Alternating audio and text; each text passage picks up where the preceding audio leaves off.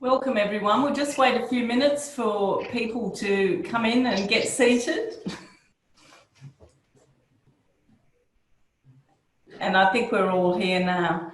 For those that don't know me, I'm Sandra Robinson, the Director at Skills Strategies International, and we're all gathered here today to explore and hear from experienced leaders what the skills are that are necessary to go forward in this unique situation we're in with COVID-19. I've got a poll here that's disappeared, a poll here that I'm going to open that I'll get you to do for a minute, and just where you are as a leader, or whether you're an aspiring leader or an existing leader, and how you learnt about this forum. If you could just fill that in while I talk a bit. We're not actually gathered to hear on land today, but I'm sure the traditional owners extend to the airways. In the spirit of reconciliation, Skills Strategies International acknowledges traditional custodians of the country throughout Australia and their connections to land, sea and community. We pay our respects to their elders, past and present, and extend that respect to all Aboriginal and Torres Strait Island people here today. In terms of housekeeping, your microphones will be muted, but you will notice that there's a chat section. If you have any questions, we'll put those in the chat and we'll deal with those at the end of the session.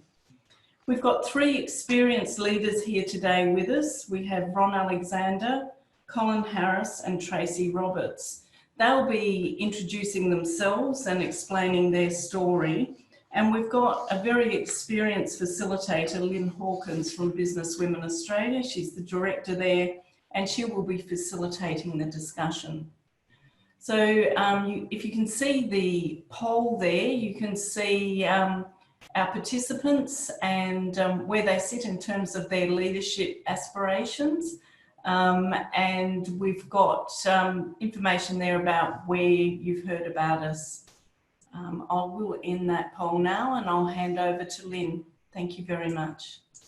Thanks very much, Sandra, and welcome to everyone. We've got an incredible array of people that have come in today. So welcome wherever you may have dialed in from as far as Houston and around various countries in Asia and also across all the states of Australia. So welcome to our leadership forum.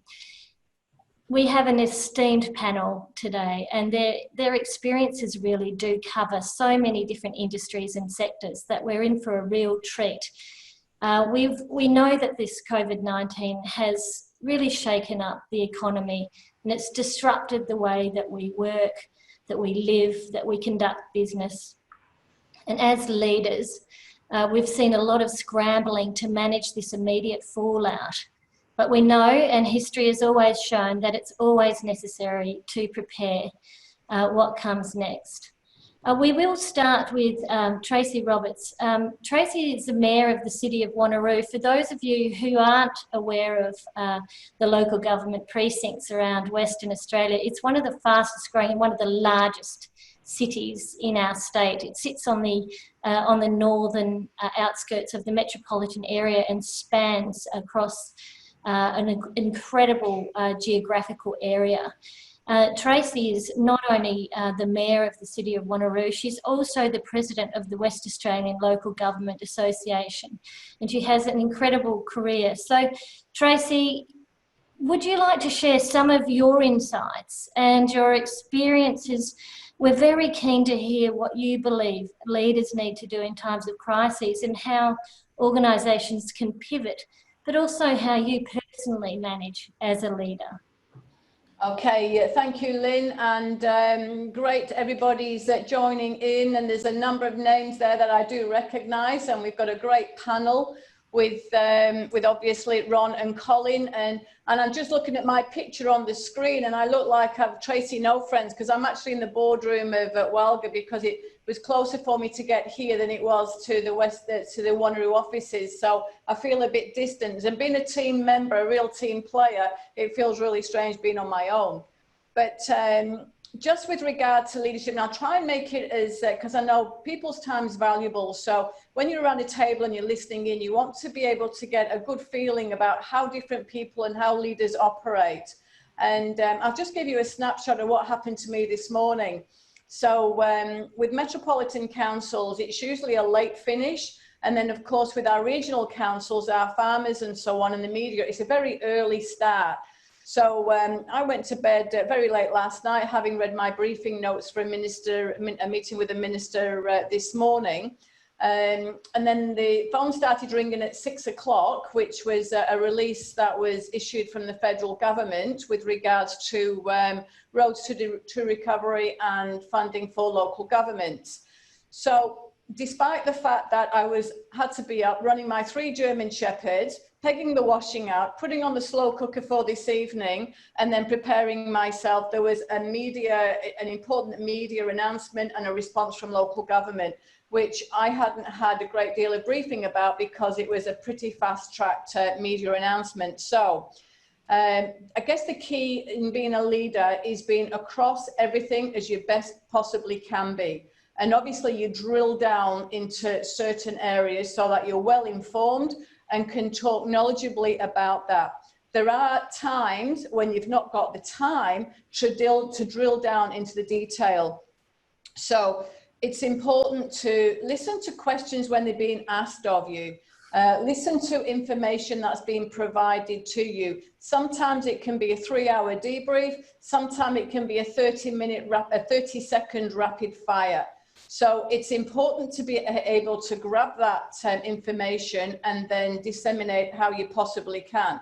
But importantly, it's important to have a team around you that you know where you can go to. There's no I in team, and I am very much a collaborative leader. I'm very much about people being able to feed into opportunities, situations, and dramas. So from that perspective, that's my style of leadership straight off the bat, collaborative, and obviously a lot of situations in local government that do arise because it's a very diverse sector. My background is, and I guess that team spirit comes from that, I come from a family of professional sports people. I played a lot of sport myself. And I know the fact that without the team around you, you can't score goals and you can't win games. It's about that collaborative approach. So I guess it's also that agility and being able to change gears quick, smart, whether you're in cruise control 1 minute and then have to go into top gear and floor it in the next minute is something that's incredibly important. And that's easy to say, but it's how do you do that? And in doing that, it's once again reflecting on the knowledge that you have and being across a lot of the whether you're in education, whether you're in medical, whether you're in engineering, whether you're in state, federal, local government, it's being across a lot of issues that you know could impact upon what you're doing in your particular business. And that is because you never know when you're going to have to draw upon some information that you've heard along the way. There might be like what you might think is a bit of trivial information. So never discard information because you never know when that piece of trivial information can become important. So that's my perspective on that. And obviously it's having the agility to change directions. You might be all traveling on one journey for one goal, and then something's going to happen that's going to be hurdles. COVID-19 is the absolute example that's just literally not only changed the state, changed the country, but changed the world.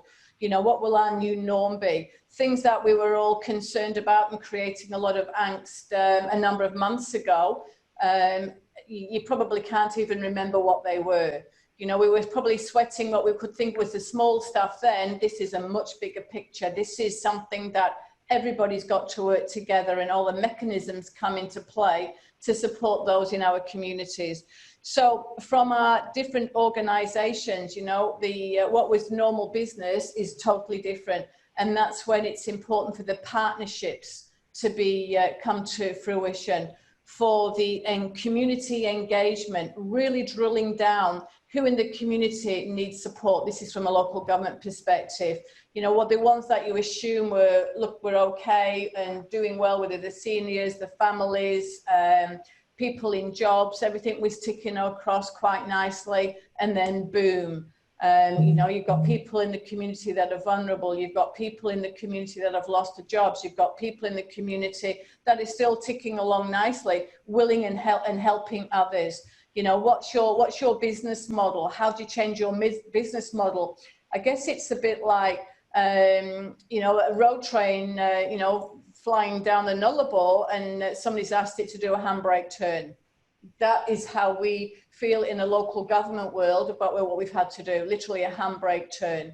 And then really sort of diversify the organisations, and then try and support lots of different agencies and lots of different groups, be engaging, be resilient, showing that leadership in lots of different ways, not just a leader at the top, but actually working your way through, rolling your sleeves up and really getting down into detail.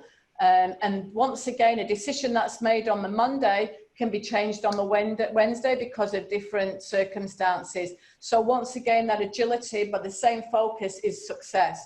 Success of communities, success of processes, success of procedures. And I know, like schools, the education, the impact on the health systems, you know, how everything's really had to change.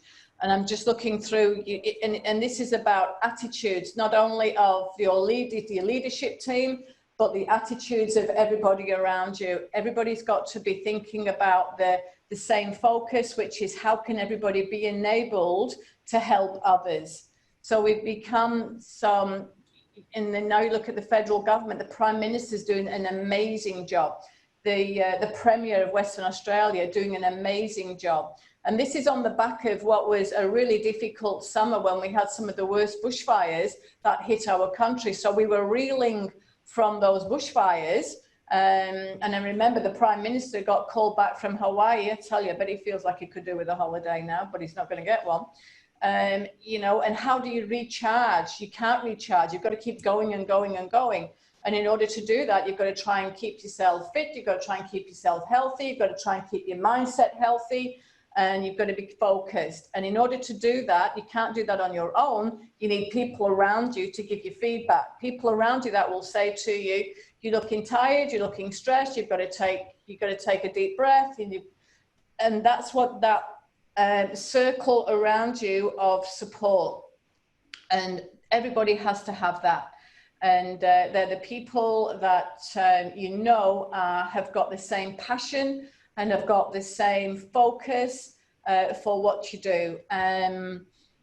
So, you know, and then, you know, you're looking at the customer, how you're perceived, but then you've got to look at the financial, you know, the budgetary requirements. You can't blow a budget, you know, you've got to stay within the different parameters. You know, the vision, the ideas might be absolutely out there. You might have different steps of visions and ideas, you know, how you're actually going to implement, and, you know, how you're going to be able to create that support framework. And when you've got the support framework, how can you sustain that? You know, how long is it going to be? These are the unknown. These are things that, you know, we know what the risks are, we assess the risks, but you've still got to be, you've got to be able to move forward, and you've got to be brave and have that understanding that the decisions that you're making are the right decision. But you've also got to be understanding that if you're down a path and it's not working too well, you quickly retreat and you think about something else. It's such a volatile environment that we're in, but from Western Australia's perspective as a country, everybody working together, all of the different levels of government and all the different community groups, the agencies, the community doing the right thing and listening, I think we are one of the go-to places in the world. And everybody's looking to Australia to, you know, and a lot of people are wishing that they were in Australia. And that's because we're handling this really well. And this was something, over 3 months ago, we didn't think we would be in this situation. So that's that resilience, that quick thinking, that agility, but also having people on that journey that are, you know, supportive of what's happening. So I guess it's everybody working together. So there's no, as a leader, that's what you do, like-minded, working together, being collaborative and being engaging. And that right now is one of the points that I'm really focused on as a leader. That's incredible, Tracy. Thank you. It was so many elements to what you were covering there that I've no doubt everyone's been writing lots of notes during that, because you hit on a lot of the practical elements and the realities of what leaders across different sectors are going through right now.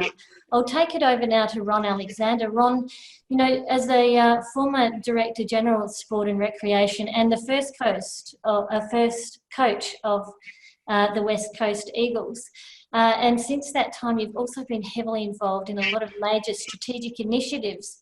What are your insights and experiences that you'd like to share with us today? Thanks very much, Lyn, and good morning and good afternoon, depending on where you are, and welcome. You're at liberty to ask me any question you like, because I'd like you to have some practical takeaways from this. So think of any question you like and I'll have a go at answering it. But certainly I've been involved in some big projects recently. I co-chaired building the Optus Stadium for football and cricket in this state, which is a $1.7 billion exercise. And I also chaired, which was a pretty interesting exercise, the hirers of Optus Stadium, which for Australian rules football and cricket was $3.5 billion over 50 years. So you had to have a bit of vision to work with those groups. But what struck me about this exercise we're all talking about, it's not new. Businesses do get into trouble from time to time, and they have to work it out. And I was just contemplating Charles Darwin's theories of evolution. And of course, it's survival of the fittest. And it's not the smartest that survive. It's not the strongest, but it's the most adaptable. So it's about all of us looking at what works and what doesn't work. And how do you sit down and come up with something that will take you forward? And of course, you need good information. How do you get that good information? Firstly, you've got to have good people around you if you're a leader, and that certainly helps. You've got to give them the right tasks to go and find the information. And of course, you survive on having more things that work and more things that your customers want. And you know what the rules in the society are at the moment, and you adapt to those. But nevertheless, customers I know like some face-to-face contact. Doctors these days do over the phone consultations, and it can be just over the phone or it can be by a video link. And that's quite an interesting exercise when you do it. And it's also quite cheaper than turning up to my doctor, who charges $90 just for a basic consult. So they're adapting. And also you need to trust yourself in this exercise, because everyone is thinking we're going to work from home and we're going to change the workplace, and some of that will happen. Some of it will happen in different amounts. But the exercise of having a look at the community and what's happening, as we say, survival of the fittest. What are the fittest doing? You can always have a look at the opposition. You can always have a look at what's working, and you can always have your own creativity, your own good ideas, and putting those forward. And Ron, what would you say is the role of strategic planning for leaders at this moment, when the rules are changing day by day? You know, we've always been trained in leadership roles to have a really long view, long range strategic planning approach, and huge projects obviously still require that, but the rules are changing. Well, it's like a game of sport, or it's like business. When things do change, some people adapt very quickly. They understand what the rules are. It's a bit like COVID at the moment. Some people are setting themselves through their chief medical officers a set of guidelines to open up. There are some countries like Iran that have opened up before the guidelines have been met. They haven't actually looked at the rules, and in 8 of their provinces, they now have breakouts. So to answer your question, Lyn, It's actually understanding what the rules are. And you might be able to take advantage of those, because people who spot things early can take advantage of what's happening. And also people with their strategic plans and operational plans. In the past, I've seen so often how people take a lot of time to do these and then don't actually look at them. They haven't, with their team, they haven't worked with their team to develop them, so there's no team buy-in. I bet people listening into this and watching this exercise, when you say you get presented with a strategic plan and operational plan and no one asked me, and then along comes the leader and they want you to buy into it. Well, why would you? Because you could have helped, you could have made some different suggestions, you can see some flaws. And so people that have confidence in themselves, leaders that have confidence in themselves, actually want to open up. And I know in my journey, many times, the best thing I ever did was get out of the way, because I had good people around me who knew what they were doing, they were bringing ideas back, they knew when to come and put them on the table and when to just get on with it.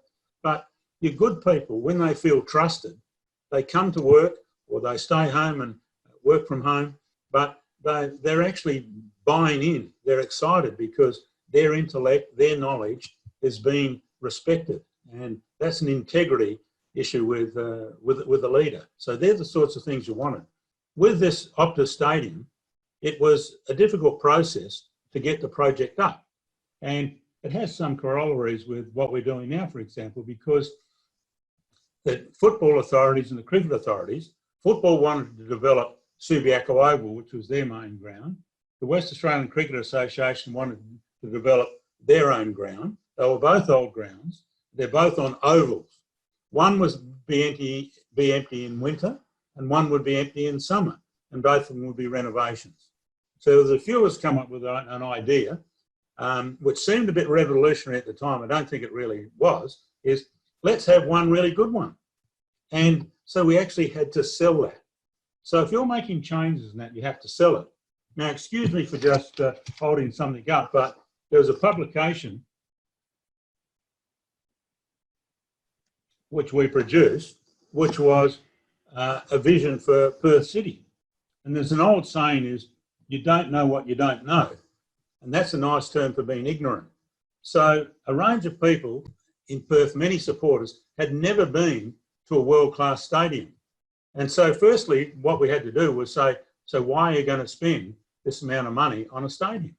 Well, it's the economics, it's seating comfort, it's basic things like toilets. My wife would go at half time and come back about 15 minutes later and complain about lines and toilets not working, all of those sorts of things. Now, you sell features. At the Subiaco ground for the football authorities, they had 201 ladies' toilets. At the new ground, there's 781. I'm sure all the ladies online would appreciate that, because even today, we see queues outside theatres and all that sort of thing where the men are in and out in 2 moments. So I won't discuss toilets much longer, but it's actually having an empathy. So when you're going about the workplace, don't underestimate yourself and want to be a part of things and bring ideas back, because it is a time of innovation. You will see some organisations that thrive. So why are they thriving? Firstly, not sitting back going, oh, the world's a bad place, and moaning and groaning and beefing about what's happening. Some people see it as an opportunity. And, you know, good planning is obvious, but good planning with all your colleagues is even better. And then also bringing information back to base, things that work, things that don't work. Some people will be anxious, some won't be anxious. You all know the people you work in your organisation, that if you're going to leave and take someone with you, who they are. So work with the people that you respect, work with your leadership, and then also bring those ideas forward. And I'll stop and let Colin Harris have his go, but there are so many practical things that can be done. And this section is not just about talking grandly about scenario planning and looking over the horizon. It's how you do some of those sorts of things. And some of those things are attend to the basics. Yeah, thank you, Ron. There's some absolute gems that you've shared with us there, and we have lots of questions coming through, and we'll go through those questions when we've heard from Colin. Colin, you've had a very impressive career in the airline industry, and you were manager with Qantas Freight for 12 odd years, and then more than five in the Qantas catering before Donata bought that part of the Qantas services. Look, I'm really interested in what you're seeing with the airline industry, and what are the lessons that we can learn, and your insights that you can share in relation to that. Great, thanks, Lyn. Yeah, my history with aviation goes back for most of my working life. The last 18 odd years with Qantas and with Donata. Qantas made a decision 18 months ago to sell the catering division of Qantas to a company called Donata, which is owned by the Emirates Group based in Dubai. I left that group last month due to restructuring. My role became redundant, so I am no longer with that group. So if I talk about my company, I'm still referring to the company I used to work for. The initial challenge for our leadership team was probably different, and my scope here is probably less broad than what Tracy's and Ron is. It's talking about a specific company. With the purchase of Q Catering, we ended up in all the capitals of Australia having multiple catering centres, and they were being run separately with the idea of integrating them. So the concern was, when this came along, that we really didn't know what the situation was. We were looking to try and create a strategy for our business on how to deal with the COVID situation. However, at the same time, we were working with 30 plus airlines in the Australian states who were still working on creating their own strategy. So it was a little bit difficult in the initial days to work out really what we were going to do. Airlines were constantly changing their schedules for a myriad of reasons, which made our environment very dynamic. And as of today, I think I checked this morning, Qantas, WA is doing exceptionally well in aviation, considering the rest of the country. We went in WA from about 120 flights a day with various airlines. We're now doing about 30 a day. Predominantly, almost all of those 30 are intra-WA flights. There's obviously very few internationals. Malaysians flying once a week. Qatar is flying a couple of times a week, and that's about it at the present stage, so very limited. Our initial operational strategy was simply to be agile and flex as best we could to accommodate the various airline requirements, which became more difficult as the situation progressed. As everybody knows, airlines stopped flying to Australia. The government also then closed the borders to Australia in certain cases. And I guess one of the eventualities of that is, as flights decreased, and we get paid for servicing aircraft, we get paid for attending an aircraft, we get paid for putting food on an aircraft. The less flights we had, the less revenue we had. Cash flow then became an issue of itself, because every business knows the importance of having a cash flow. An example of what happened to our business, pre-COVID, we had on average between Australia and China about 140 flights a week from various capital cities in Australia to various places in China. From 140 a week, we went down to 16 at one stage. The loss of revenue just from the Chinese market was huge, and then followed on the American market, the European market, the Asian market, etc. So the company found it very difficult. Our strategy then moved to one of a cost reduction, or what could we do differently? And that in itself was challenging. We had two catering centres, one predominantly looking after Qantas, one looking after predominantly international airlines, and they were both going through various operational changes. It came down to a situation where it was no flights, and so therefore no food, and therefore no kitchen. So I stood down my catering centre. It affected about 300 odd people that went on to stand down, or left the business if they're in casual mode. We saw a light at the end of the tunnel just before I left, because JobKeeper came out, and we were planning rosters to bring people back and keep the business going and look after people.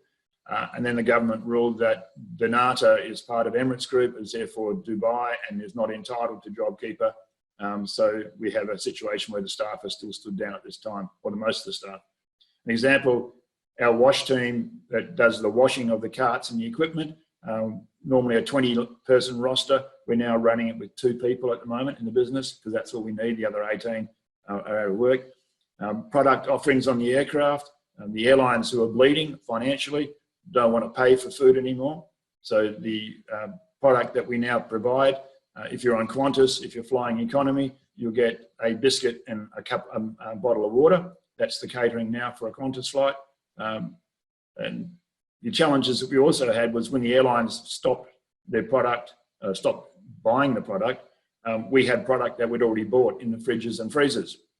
So some product we were able to keep, some product we can't keep because of expiry dates.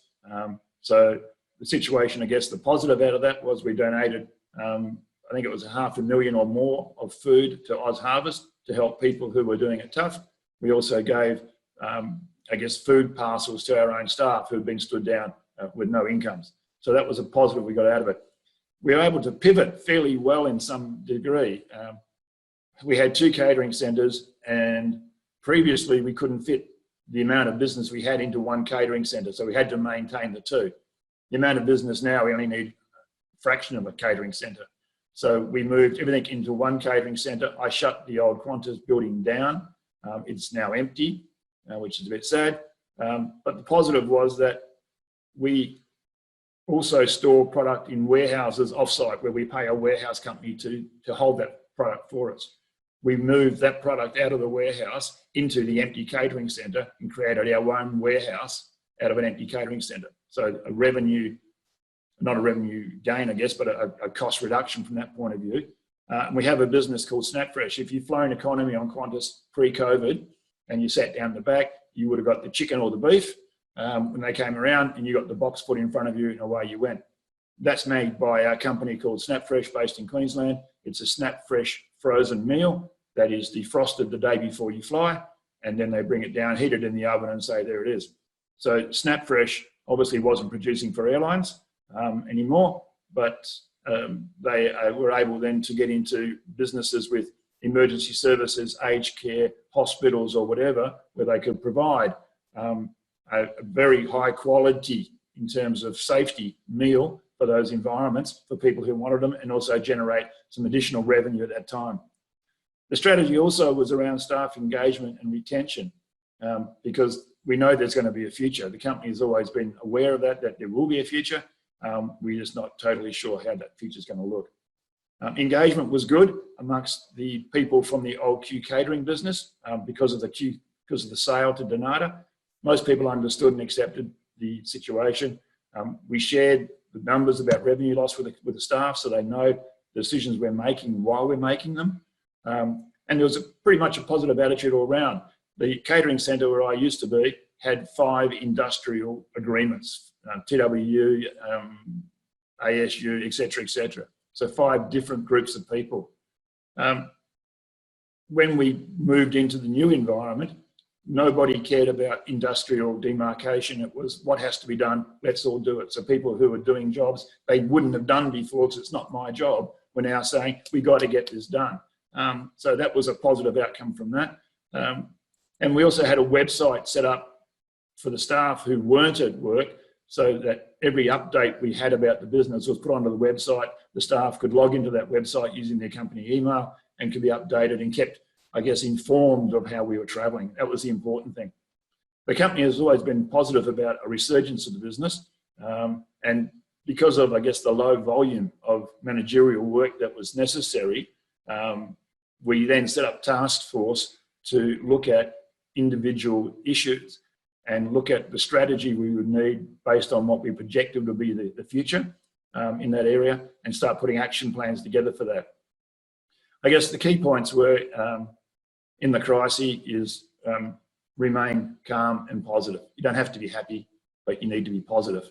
And we've always said about people that this is something that will pass. There will be an end. We just don't know when the end is.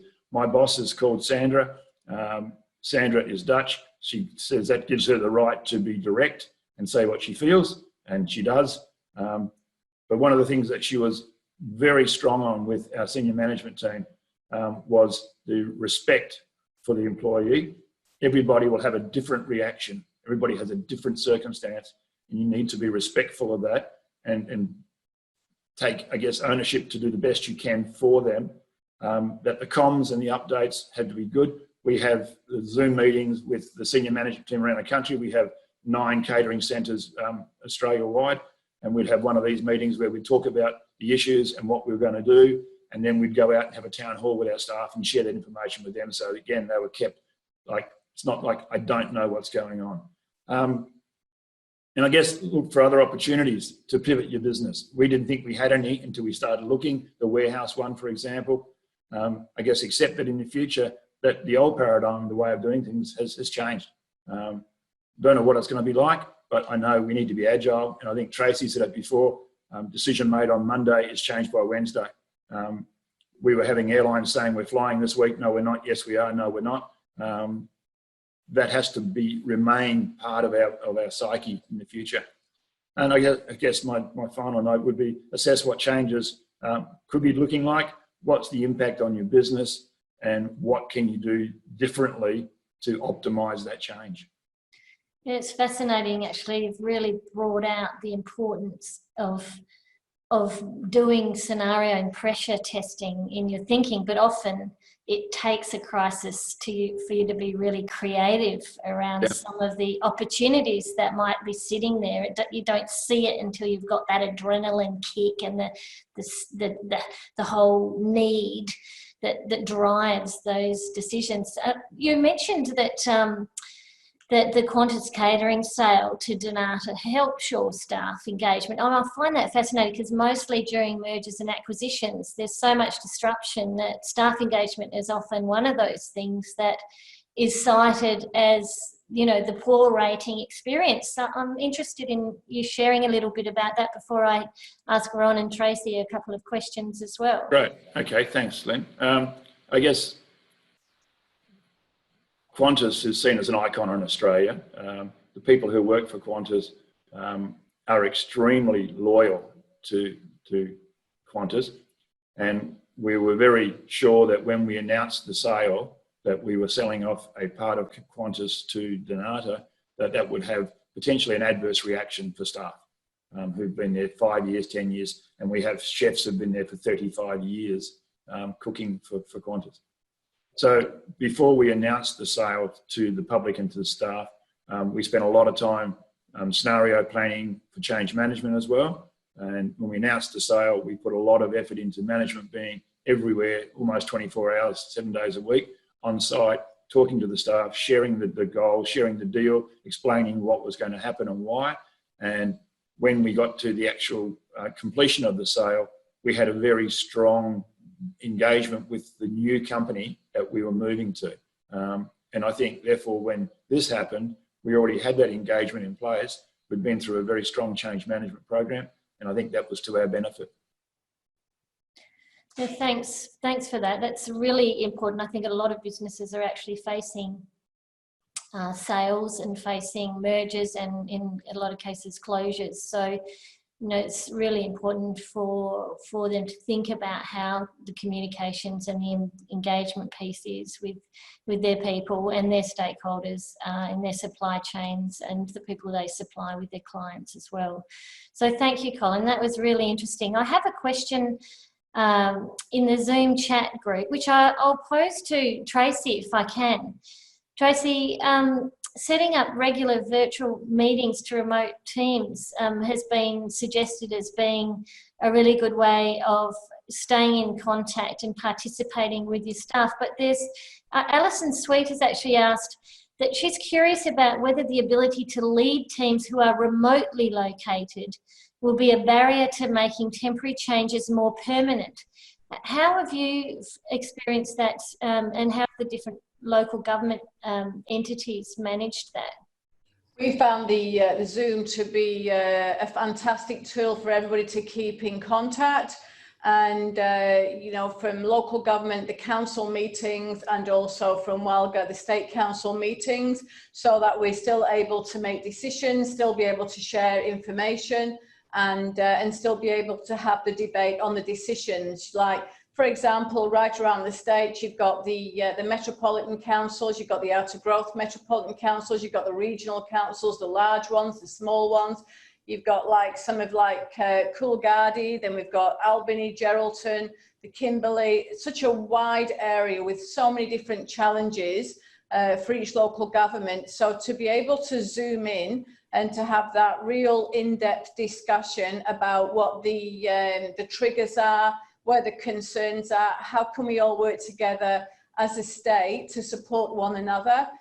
That's been so valuable to be, and also to see the facial expressions, and because you see people and the mannerisms and the angst and concern on faces is, it's so much more informative than picking up the telephone. You get the inflection in the voice, but when you can see the whole, you understand the pressure that people are under.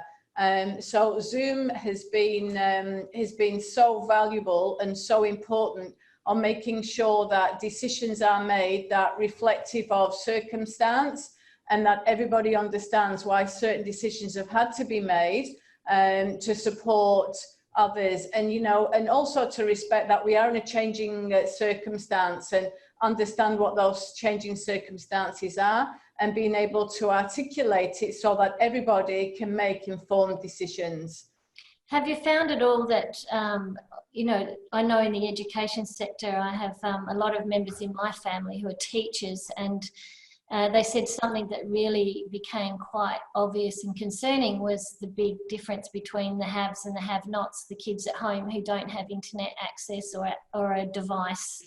And certainly in some staff situations, some various corporations have even said they've been surprised at having to help and put in place measures so that their staff can actually have access to office meetings through technologies that other staff members took for granted everyone had. Yeah, and it has been problematic, and I know a lot of the schools have tried to make sure that the students have got IT support if they've not got it at home. And so what we did from one of our councils is they have a men's shed, and the men's shed actually builds second-hand computers and then provides that to the community. So suffice to say that that particular men's shed has been very busy and very active in supporting IT to families that haven't got that. But that certainly has been a problem for the education department. But I know that they've been working really hard to make sure that, you know, those students do have that opportunity, especially with the online learning. That's really interesting, and I'd just like to throw over to Ron if I can now. You know, we've talked a lot about collaborating and engaging our people, engaging our stakeholders. What happens and how do you deal with it when there's a lot of different and competing agendas? How have you experienced managing those kinds of conflicts and being able to get people to come to a common agreement going forward, Ron? Well, Tracy, I guess Lyn, sorry, talking about trust, and there's another word, confidence. And I've often heard in sporting teams and workplaces where people say, oh, you should have confidence. Well, there's only one reason you have confidence, and that's if you've got the information, you're feeling that you've got the opportunity to put your view forward. So the collaboration is important, that people actually understand what's happening, have had the chance to put their question in or their idea in, their chance to feel trusted. And so when you're planning and you're getting on with things, the last thing you want, and I noted in New South Wales yesterday, for the international guest, one of our Australian states, they've just delivered a big new report on domestic violence. And there's been outrage in the media because the parliamentary group didn't actually interview people who had been the subject of domestic violence. So where they got their feedback has been a matter of conjecture, but by not collaborating and not listening to people who know. And I recently chaired a task force into methamphetamine for the state government. And we went to rehabs and we interviewed and spoke to people who were the subject of addiction in meth and other things. And guess why you do that? Because they know more about it than you. And it's surprising what you can find when you go and interview and talk to the records officer in your department or whatever it might be. They're seeing things that you're not seeing. And so it always gave me great pleasure when someone further down the food chain would want to come into your office and chat about things and have an idea. And it was rewarding. And one of the things I always tried to do was it wasn't Zoom 8 or 10 months ago, but we had 18 offices around the state and we had recreation, commercial camps and all these sorts of things. We would have one day where everyone beamed in to the one meeting for every employee that was in the department. So they knew what was happening in the organisation. So trying to keep everyone informed in the operation was very important. My PA would grunt that she already knew that. Why do we have to have these meetings? It's because she was sitting outside my office seeing everything that was happening. Other people weren't getting the information. So if you want people to be invested in where you're going, you have to work with them. And someone, I think it was Tracy mentioned earlier, we often have the I's and the me's. We try to turn those into us and we, because I do know that if people don't believe in the policy that you're taking forward, they will go out, whether it's on a Zoom meeting or eye-to-eye contact, they will have their own variation of the policy. So big time, tough leaders in this world think they've got it all worked out, but then they don't know what their people are actually delivering. And you want your people bringing back all those different ideas. They're creative. You find out what they can do, and you need the information. If you're going into the unknown, we talked earlier about knowing what the rules are. First thing, you've got to know what the rules are, where you can go with them, what you can do. There are people that are going to thrive in this environment. You know, real estate agents, good real estate agents, sell property in tough times. Well, we've got tough times, but also if you run up against something that you know is not going to work, we had it often in building tenders. What would happen? People would tender for a building, they would have a very low tender price, government would accept it. And then all through the contract, there would be fights with the builder who would be putting little bits of costs there to make actually things work. What we worked out we had to do in a tender was have a contingency. And we had to pay people what the contract was worth, because otherwise it all breaks down. You have to pay people for what it's worth. So there's trust, there's integrity, all those things you have to be aware of, but being open with your people is so important, because if you want them to give their best efforts for you, they've got to be invested. And if you don't talk to them, then you're kidding yourself. So communication is key, but also contingency planning. I'd like to just ask Colin, we've got an interesting couple of comments here in our chat box. I think one about regarding the innovation that Microsoft commented on publicly today, that they as an organisation have learnt and worked on some initiatives in the last 2 months that they were going to be releasing over the 2 years, but they've been able to pivot and bring forward a lot of their planning and a lot of their various projects. Colin, have you got examples or any thoughts on that? No, Lyn, actually, I haven't seen the article yet. But would that suggest that maybe Qantas might be doing something different in terms of their catering that they might have been thinking about, or even new ideas? I think what will happen, and it probably involves the SnapFresh product, only a couple of international airlines currently use SnapFresh. the other international airlines, other than those couple, all their food is prepared economy and business class, cooked on the site. I believe that from a financial point of view, international travel will take a hit, obviously.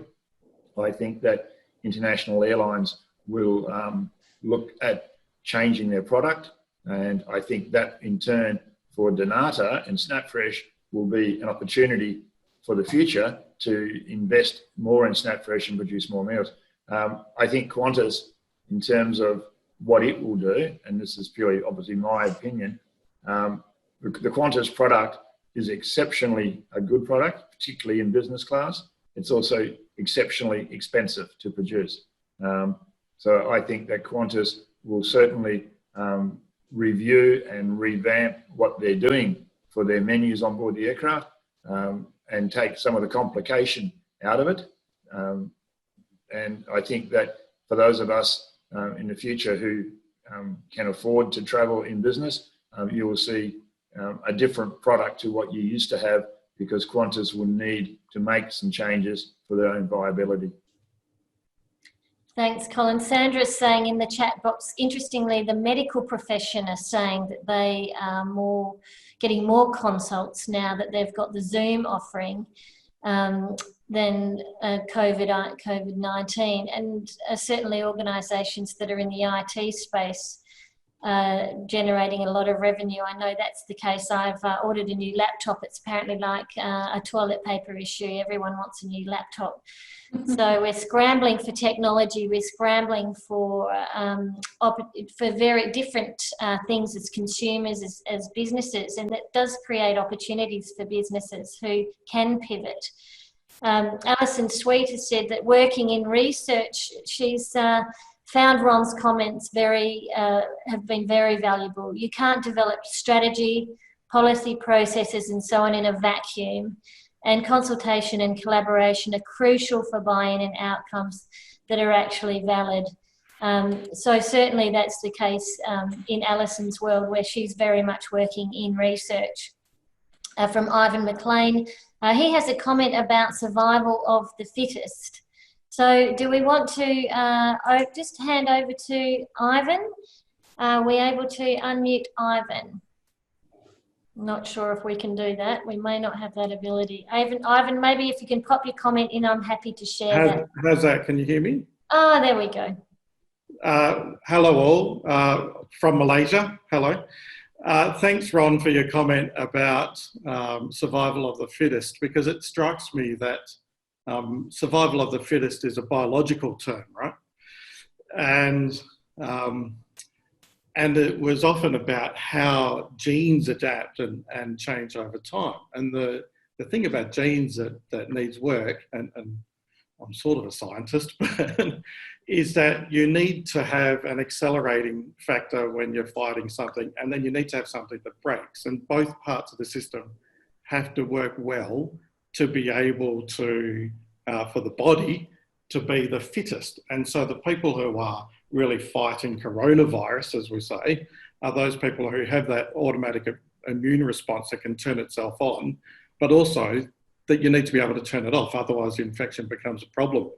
And I actually thought that's a really good analogy, but maybe the other way around for companies and organisations that also need to have that understanding of when to accelerate and when to break, and that the survival of the fittest is really related to that. You know, that IT example of how, you know, this is a time for Zoom to accelerate its products or whatever it may be, and introduce another thing, as apart from knowing when to hold off a major development, because that might not be the right time, and you want to tread water a little while before you actually move on.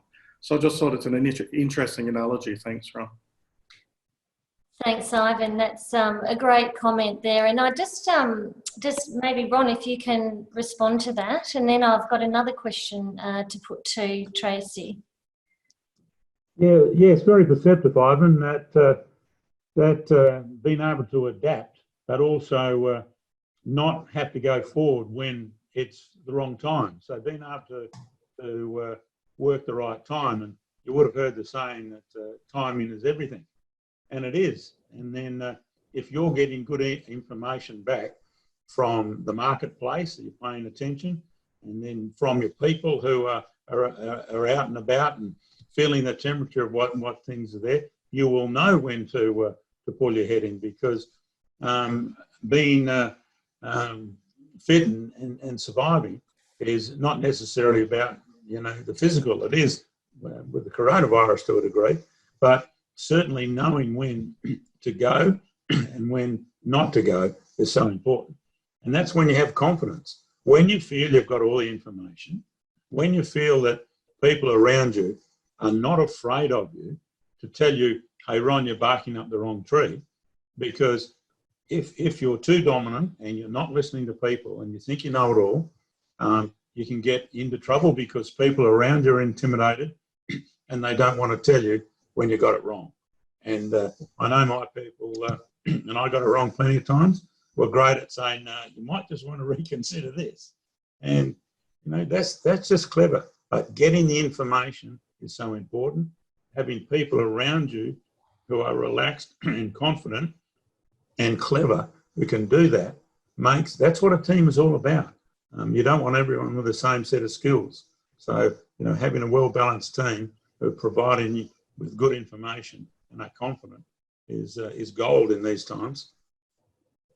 That's the perfect segue. Thank you, Ron. And we didn't even practice that bit, but I'm going to ask Tracy now, if we're looking at all these wonderful different attributes that we can draw upon in our teams in order to be able to create better futures, what do you believe are the different skill sets that are going to be needed? And what are we going to be looking for from key future leaders, emerging leaders? And then also, what's your vision, or what do you see the future of WA looking like? Tracy, can I hand over to you for those ones? Absolutely, yes. And I mean, and when you look at the skill set and people around you, the first thing you do is you give autonomy.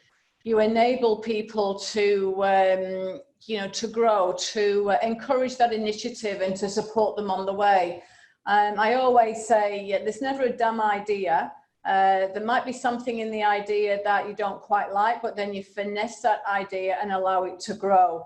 It's important that people do feel valued and that all of the ideas that come forward, and as Ron's just said, you know, the skill set around us is just amazing. If you had everybody around the table that's making decisions all of the same thought process, well, it would be a really boring world. And some of the best ideas come out of some really intense discussions where people interrogate the different ideas. I see Western Australia coming through this.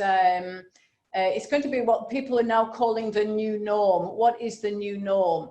And I mean, there was just discussion before about more people going to the doctors because they can zoom in. If you're not feeling well, you can zoom in and talk to your doctor. Obviously, if it's a massive issue, then you're heading off to the hospital.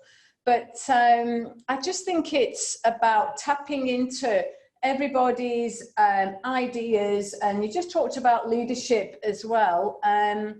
I've grown as a person by watching leaders and seeing what I would see as a good leader, and I've seen some pretty bad leaders as well.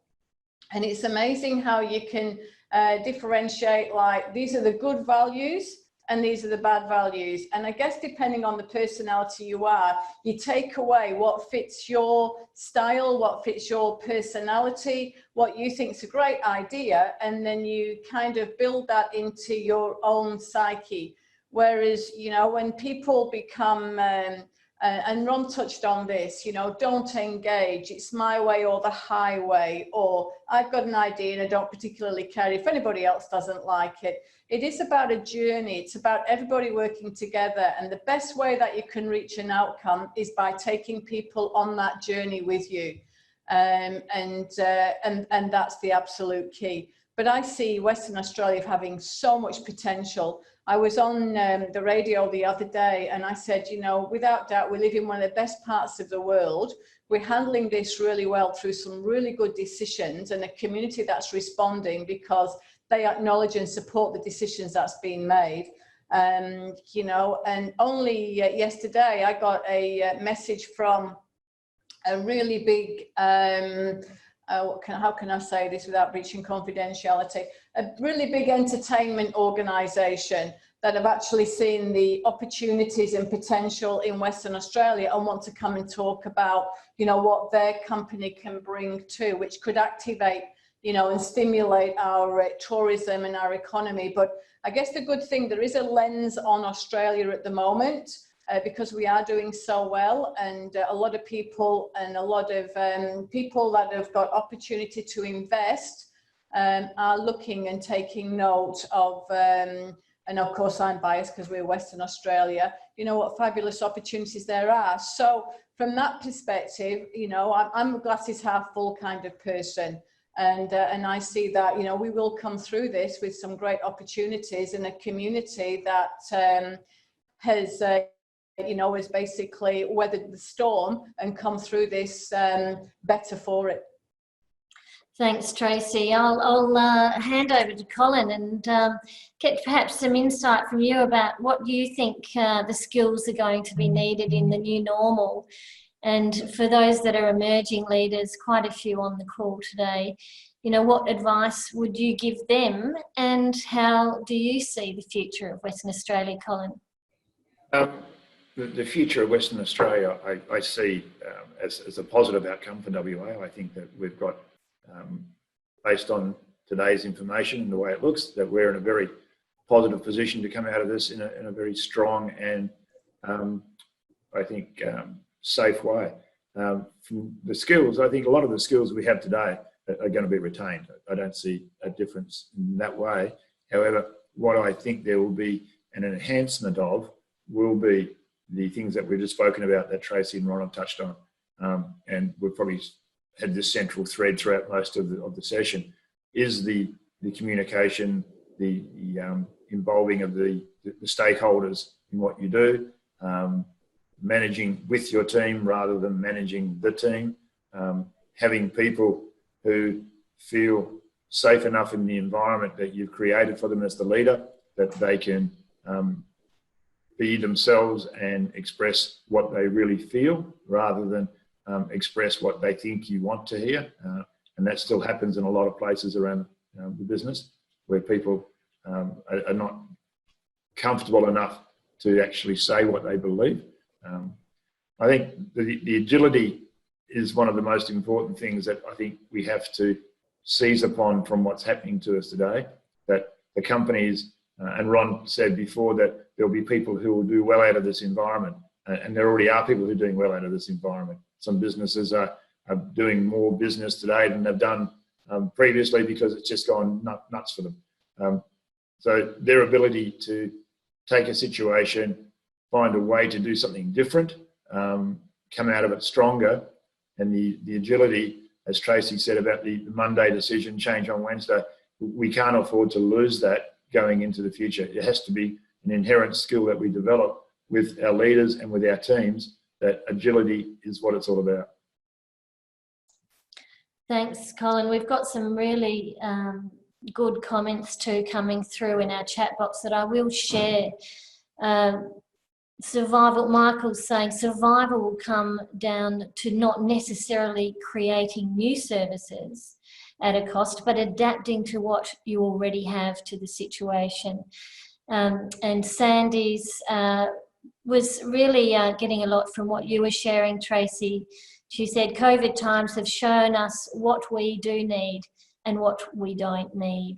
And I think that has been a really, really key thing around what we thought were important and essential were really not that important at all, at a personal and a family level, at a business and a community level. So thank you, Sandy Fidel, for that wise comment. And Colin Harris, he thinks it is more of a case of survival of the most agile. So I think maybe handing over to Ron. Ron, I'd love to hear your thoughts about how we remain agile. I think coming from your background in sports, it's one of those great things is agility. Our greatest sports people are often our most agile, as well as those in business. So what are your thoughts about the skills that are going to be important going forward, and what's the future for WA in your view? Well, I'll get to the future of WA in a moment, but I'll answer the first question first. And taking the empathetic approach, if I was one of the people listening into this conference, thinking, okay, what am I going to take away from this? What am I going to do that's actually going to help my business? One of it is just understand that people who are in leadership and people sometimes who are older actually love to be asked. It makes them feel good that someone asks them a question. And it would be good also to ask for some of the documents that they have in their planning so that you could make a comment or ask some of those questions. About 10 or 12 years ago in sport, the position of captains in a lot of teams started to evolve, because what coaches and others in those sporting teams are doing was saying, we want to hear from more people than just the captain, because it's a whole team. And so then they started having co-captains, but then they actually started engaging people more and suggesting to participants in that sport that they start opening up and talking more to the coach. Because old-fashioned coaches used to scream at people and tell them this is what you do and you have to go harder. They didn't actually listen to their athletes and get the best out of each and every individual, because they're different. Now, so many analogies in sport cross over into the business world. And if I was a young person wanting to make my way now, I would be engaging the leadership to ask them questions. I would be bringing the odd thing back, surf on the net, find things that are appropriate to your industry and put a suggestion forward.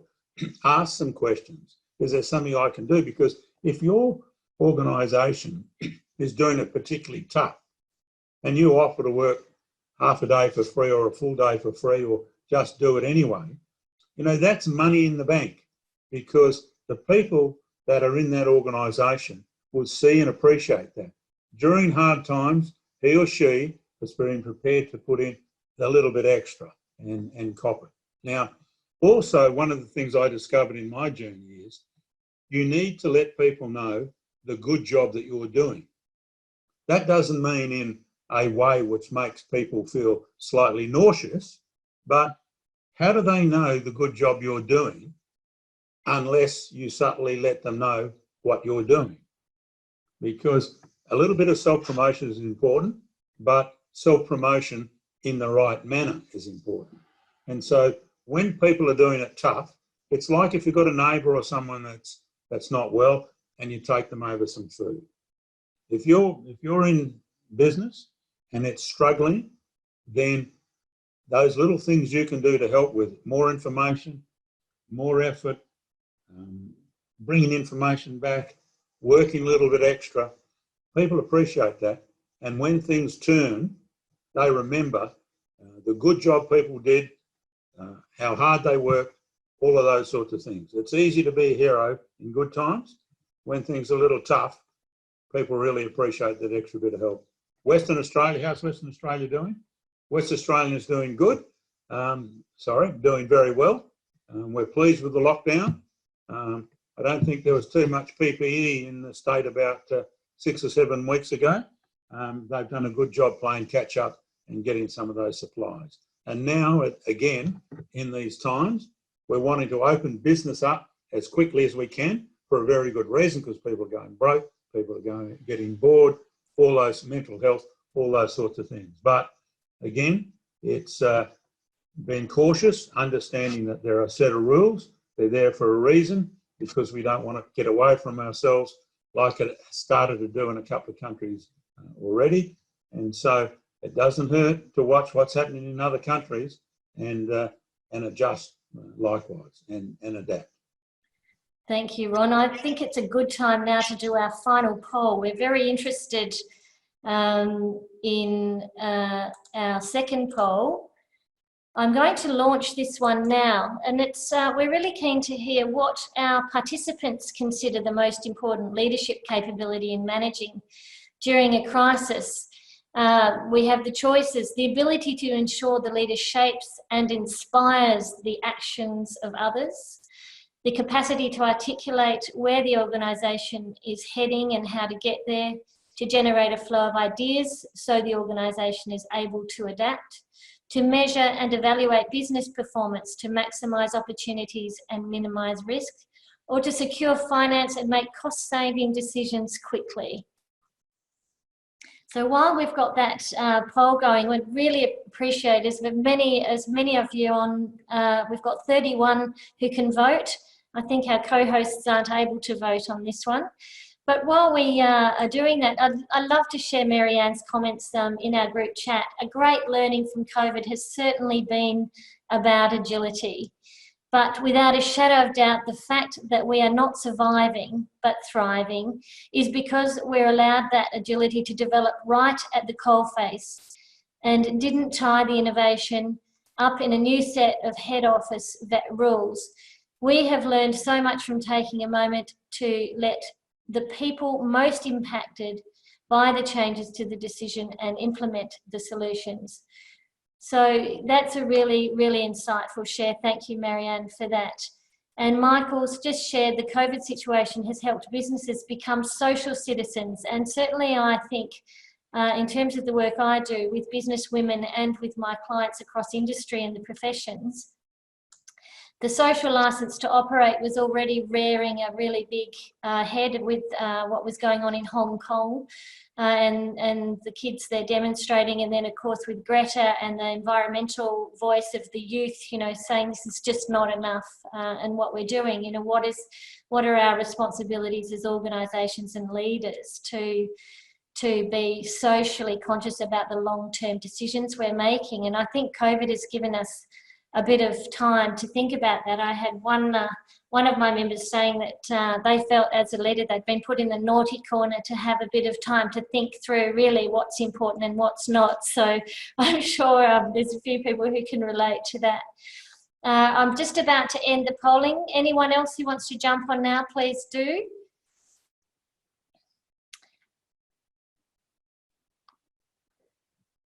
Okay, I'll end the polling now and I'll share those results.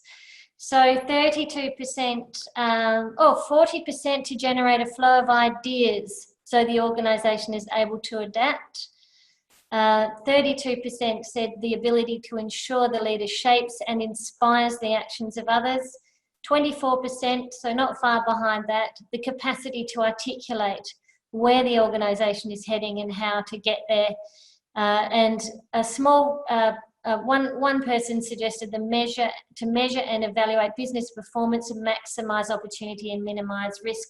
We didn't have anyone around the securing of finance and making cost savings decisions quickly, but I think we would all know that that's actually vital too in terms of surviving so that we can have these collaborative conversations with our teams. But quite often the worry of the finance team and the accounting and profession I know are like our front line service operators during this COVID crisis, having to be able to share and communicate with new information as it comes through daily. It's been an interesting profession to work with in my world. So I'd just like to say a heartfelt and grateful thank you to our panel. What an incredible insight they've been able to share with their wisdom and their experience has been fascinating and of great value, I think, to every one of us, no matter where we might be in our journey as leaders. So thank you, Tracy, thank you, Colin, thank you, Ron. And thank you very much, Sandra and Skills Strategies International, for hosting and putting together such a wonderful panel. And for our audience, wherever you may be, we really appreciate that you've taken time out of your busy lives to join in and make this of what is, I think, has been an incredible conversation and an insightful sharing of lessons learned. Sandra, did you want to say a few things to close? Just thank you everyone for coming. I think the comment in the poll about keeping the flow of conversation going, I think the collaboration between people and maintaining the positive outlook is so important to all of us who are working in business, in community, in government, to keep us making good decisions and working with our people to do so. There's definitely challenging times ahead, and it's by pulling together that we'll get through those and maintain that positive vision. So once again, thank you everyone for participating. Before everyone leaves, Sandra, do you want to get everyone on to do a bit of a wave and on gallery view so we can take a bit of a prosperity photo? I mean, this has been a momentous moment, the fact that Skills Strategies was able to pull this off in such a short time. Yeah, that'd be great. But while they're doing that, Lyn, I'd also like to thank you for facilitating this and once again doing a great job of it. Thank you. My pleasure. Okay, so if we do a gallery, there we go.